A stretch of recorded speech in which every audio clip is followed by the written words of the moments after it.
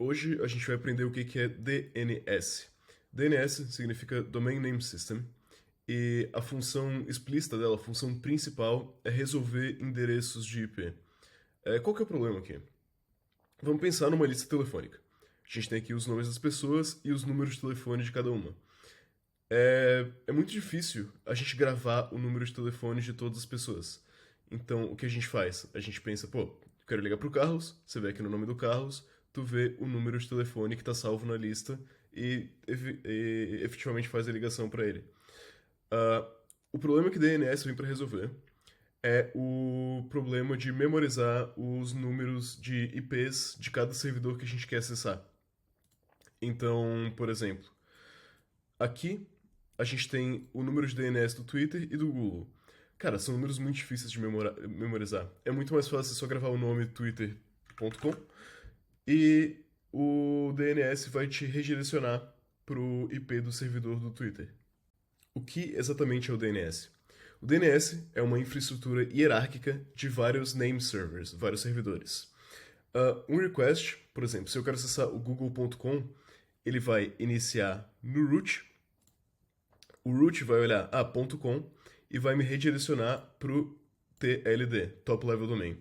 Top Level Domain é um servidor que vai manter a lista de todos os servidores authoritative, todos os autoritativos. Enfim, eu peço pro root, o root me redireciona para o servidor contendo a lista dos .com. Chegando no .com, eu peço, eu quero o google.com. E esse aqui vai me redirecionar para o servidor autoritativo contendo o google.com. E é assim que o DNS resolve a nossa query, a nossa requisição. Vamos aqui os dois tipos de query que existem no DNS para a gente entender um pouco melhor como que isso funciona. No tipo recursivo de query, o seu cliente aqui, pensa, seu celular, vai acessar o servidor local ou o servidor do ISP. ISP seria o provedor de internet, a NET, a Oi, sei lá. Aqui do provedor, ele vai solicitar o endereço para o root. E no modelo recursivo, o root vai ter que solicitar para o TLD vai encontrar o Authoritative Name Server, que é o servidor final que a gente quer acessar, no caso, o servidor do Google, Twitter, enfim.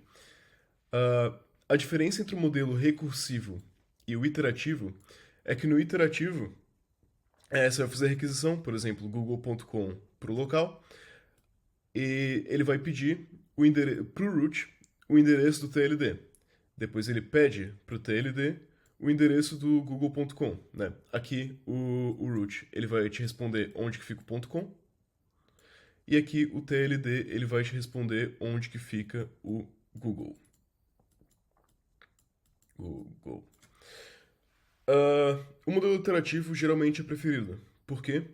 Porque esse modelo recursivo de query ele bota uma carga muito grande nos servidores de DNS.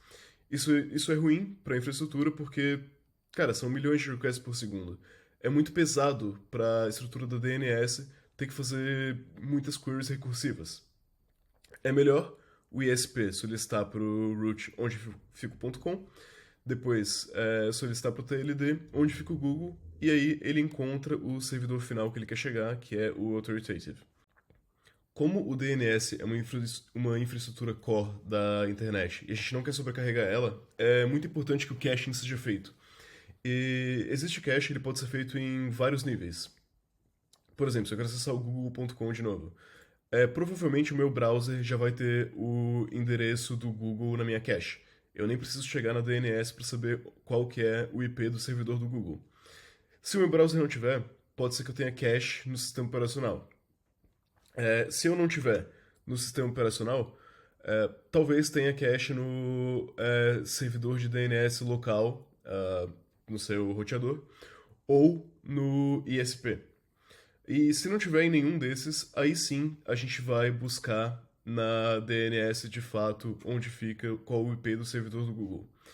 E como a gente não encontrou em nenhuma dessas caches, quando a DNS nos responder qual que é o IP do Google, a gente vai, na volta, né, da resposta, todos esses Essas partes da infraestrutura vão armazenar em cache.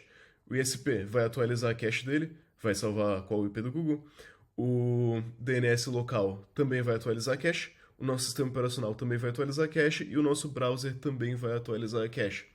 Assim, toda vez que a gente quiser acessar o site, a gente não precisa fazer essa longa consulta pelo DNS para descobrir qual é o IP. A gente já tem salvo em cache.